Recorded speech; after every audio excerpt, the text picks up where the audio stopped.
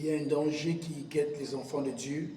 Il y a un piège dans lequel beaucoup d'enfants de Dieu sont en train de tomber et qui est en train de détruire plusieurs d'entre nous. Je voudrais aujourd'hui attirer ton attention sur ce phénomène qui est en train de détruire l'Église, qui est en train de détruire et freiner beaucoup d'enfants de Dieu, qui est en train de détruire plusieurs qui marchent avec le Seigneur. C'est le fait de vivre dans la routine. La routine ne doit pas être notre partage. Car, bien aimé, celui qui vit dans la routine vit les mêmes choses, chaque jour, après et après et après et après. Or, dans le plan de notre Dieu, il n'est pas question que nous puissions continuer dans la routine. Les choses que tu as vécues hier ne doivent pas être celles que tu vis demain.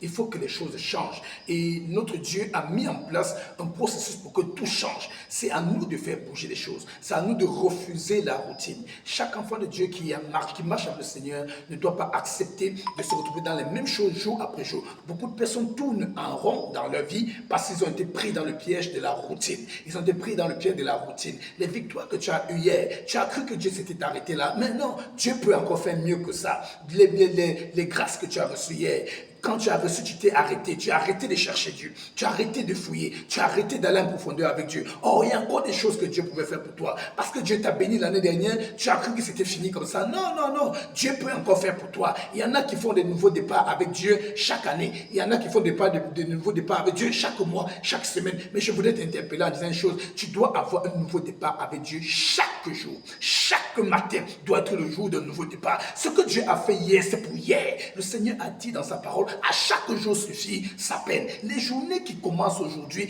doivent être une nouvelle journée. Tu ne dois pas considérer les victoires d'hier comme des acquis. Bien aimé, Dieu est sur le point et a le désir de faire encore plus que ce qu'il a déjà fait. Dans sa parole, il dit, les bontés de l'Éternel ne sont pas à leur terme.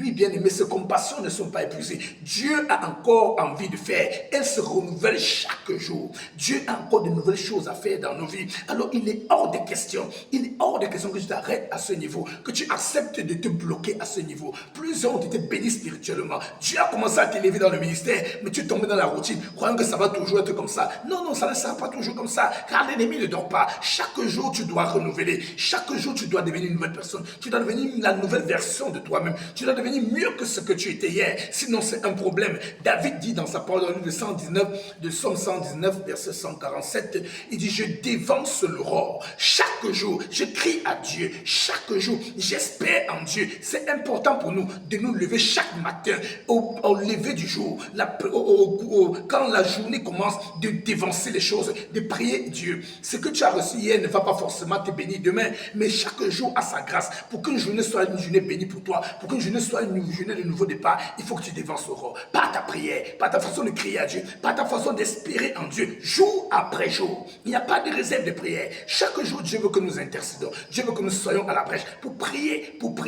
car la foi c'est une vie, elle se vit jour après jour. Il n'y a pas de réserve pour ça. Tu n'as pas le droit de te donner du repos, tu n'as pas le droit de te donner un temps de répit. Non, l'ennemi ne dort pas. Dieu a dit, Jésus a dit, veillez et priez, veillez et priez. Il a recommandé à ses disciples, et nous sommes ses disciples, nous devons veiller et prier. Il n'est pas question que nous tombons dans ce piège.